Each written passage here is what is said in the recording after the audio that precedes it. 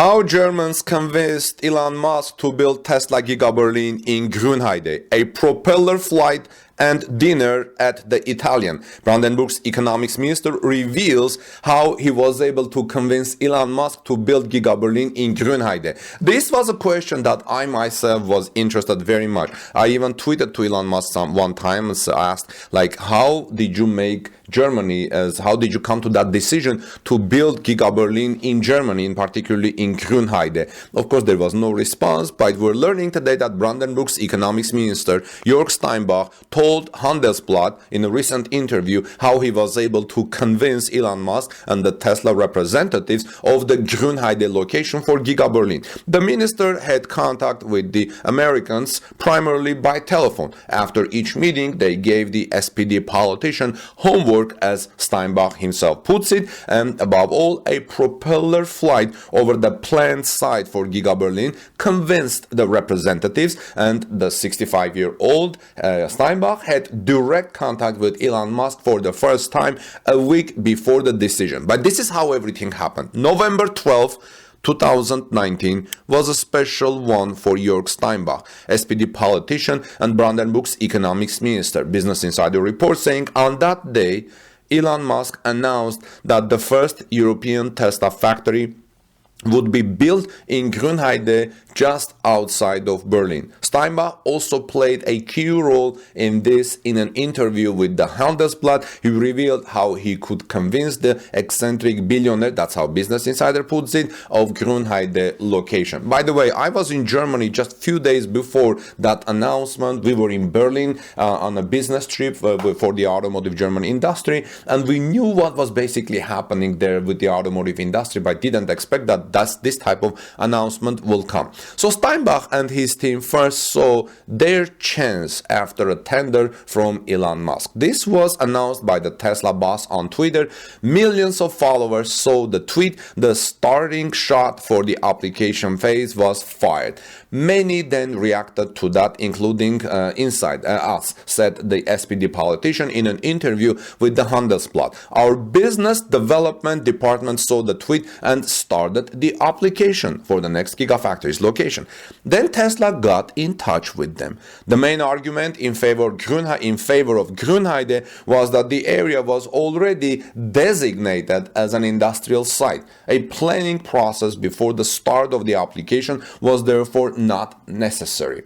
That was also important for Tesla because it should be quick. That was a quote from Tesla, quoted in Business Insider and Handelsblatt. Now, a lot of people in my videos comment and say that Elon Musk made a mistake building in Giga Berlin. Elon Musk made a mistake choosing Germany. But look, as planning process before the start of application was therefore necessary, then Tesla got in touch with them and said the main argument in favor of Grünheide was that the area was already designed as an industrial site. I don't know if Elon Musk knew how long it would take to get these approvals, but still things are going very fast. Now, then weekly calls to Tesla representatives started. Steinbach had contact with the Tesla representatives mainly by telephone. At times, the calls came every Monday. The minister was then given homework, as he puts it himself. Tesla gave him a homework. The main focus was always on questions about the location. The answers had to be given by Thursday or Friday before the next call came on Monday with new homework, said the 65-year-old politician. When it became clear to everyone that there was a realistic chance of being accepted to the Anushka project was the name of the project of Giga Berlin. Then the Anushka project began to take shape. The name came from the propeller plane with which some Tesla employees, our business developers, and I flew over Grünheide, explains Steinbach. The electricity supplier, the water association, the mayor of Grünheide, and the district were also involved in the talks with Tesla. All had to agree to a non-disclosure agreement. The press should not know about anything at that time. It was precisely that flight with the Anushka propeller plane that impressed the Tesla emissaries, Steinbach explained in the Handelsblatt interview. In the evening, we all sat down to eat at an Italian restaurant.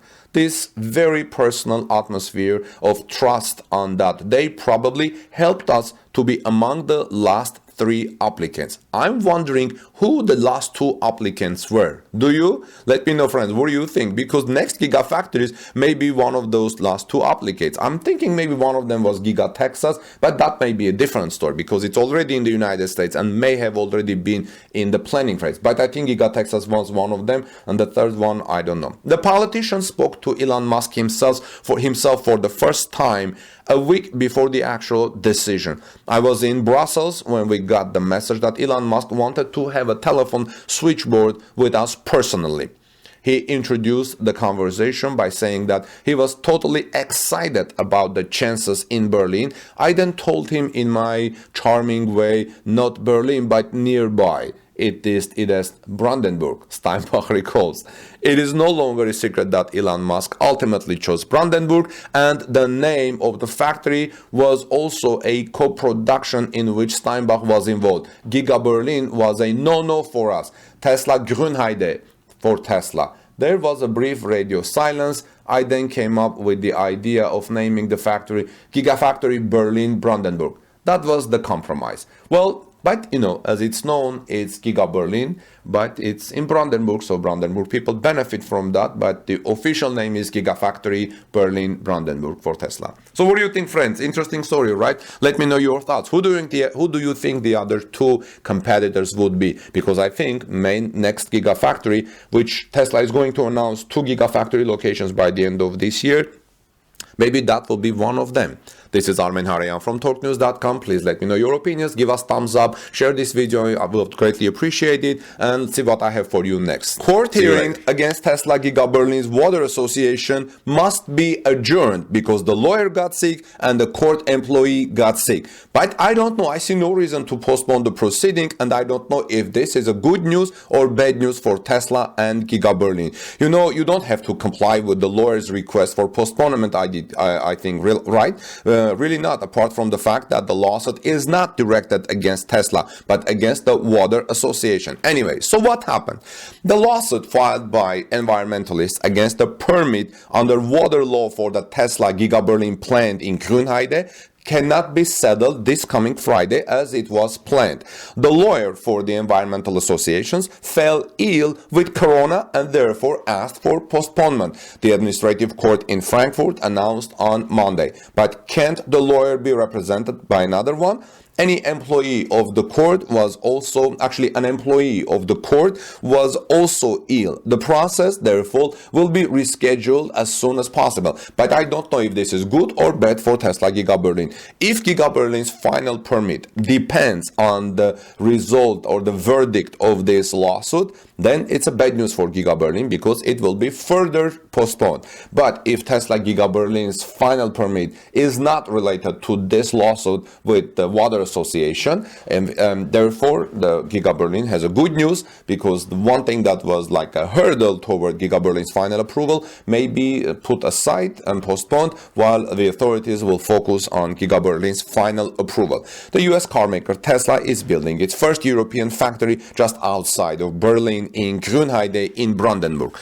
Up to 500,000 electric cars per year are to be manufactured there but the final approval of the responsible authorities is still not there, still missing. The dispute over the water supply to the plant has accompanied project from the start. This is why I said whether this is good news or bad news for Tesla. The Green League and the Nature Conservation Association NABU have filed a lawsuit against an approval of water collection in Eggersdorf issued by the State Office for the Environment of February. From the point of view of the 2 associations, the necessary tests are missing. If the water law permit is revoked by the administrative court, the Strasbourg-Erner Water Association no longer sees sufficient supplies to Tesla Giga Berlin as it was guaranteed. That means the Water Association will say, well, we made a miscalculation, we don't have enough water. Then he should supply Tesla with 1.4 million cubic meters of drinking water annually. And they don't want the drinking water to go there because Tesla Giga Berlin is reportedly sitting on a drinking water reserve protection area. The Tesla site in Grunheide, like I said, is partly located in the drinking water protection area. The company has so far assumed that the car plant will consume up to 1.4 million cubic meters of water per year at full capacity with 500,000 vehicles annually. The company points out the consumption per vehicle is below the industry average, but you still have water consumption. So this is Armen Harayan from TalkNews.com. By the way, it's interesting speaking about water. All of a sudden, I felt thirst, so I'm going to get some water and drink some water. In the meanwhile, please subscribe to our channel for daily Tesla breaking news. Give us thumbs up for this report and check what I have for the next report for you. God bless you and have a wonderful day.